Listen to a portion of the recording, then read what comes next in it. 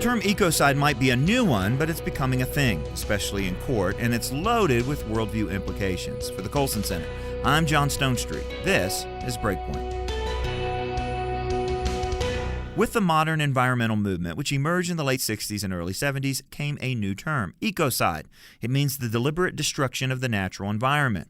Now, it's not clear who coined the phrase, but it was then-Swedish Prime Minister Olof Palme who first called for it to be declared a crime in 1972.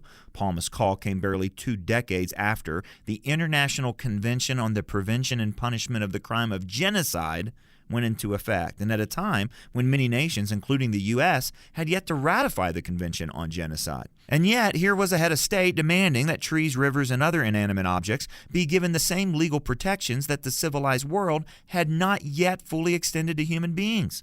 Sadly, that past is just a prologue. Just last month, a group called Stop Ecocide began to lay the legal groundwork for prosecuting Brazilian President Jair Bolsonaro on charges of ecocide. The recent fires in the Amazon rainforest, the group argued, made Bolsonaro a poster boy for the need for a crime of ecocide.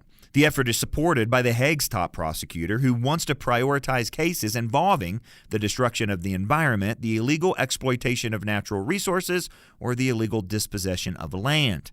And while there's no current legal basis for such a prosecution, it's not as much of a stretch as you'd think. Several countries have already recognized the idea of environmental personhood, under which rivers and other parts of nature have been given legal rights that can be enforced in a court of law. One recent example is the Wanganui River in New Zealand, which in 2017 was granted the same legal rights as a human being. Actually, the Wanganui has more legal rights than some human beings in New Zealand. The unborn there can currently be destroyed in cases of hardship to the mother, and new proposed legislation would effectively legalize abortion right up to the moment of birth with no legal consequences. So, unlike the Wanganui and other rivers, the unborn there would not be entitled to legal representation or have their day in court. The appropriate word for this would be feticide, but when was the last time you heard anyone who wasn't pro-life use that one? The very idea of ecocide represents an enormous shift in our thinking about the relationship between humans and creation. Rather than embracing our role as stewards or conservators of the natural order, humans are most often today seen as nature's adversary. To badly paraphrase John the Baptist, we'll just have to decrease so that nature can increase. After all, we're often told that the best thing for the environment is fewer people.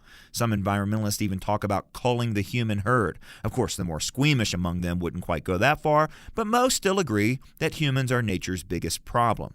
So then it shouldn't surprise us when this new exaltation of nature and diminishment of man shows up in our language, like with the word ecocide. Side comes from the Latin word meaning killer or slayer. Until now, it only applied to the killing of people. Homicide, fratricide, and more recently, genocide. It's never really been used to describe the death of an animal or an inanimate object until now. Of course, some Christians have wrongly interpreted Genesis 1 to mean they can do anything they want with nature, but that's not what the Bible means by dominion. God's image bearers are to steward the creation in a way that protects it and that promotes human flourishing. Our dominion over nature reflects God's dominion over us, but that's only possible if we begin with an exalted view of man. Of all the created order, only humans are even aware of how their actions impact the rest of creation, and only humans can tend to creation and undo any damage done. But reducing humanity's place in the world will just take away the only reason we have to even try. For Breakpoint, I'm John Stonestreet.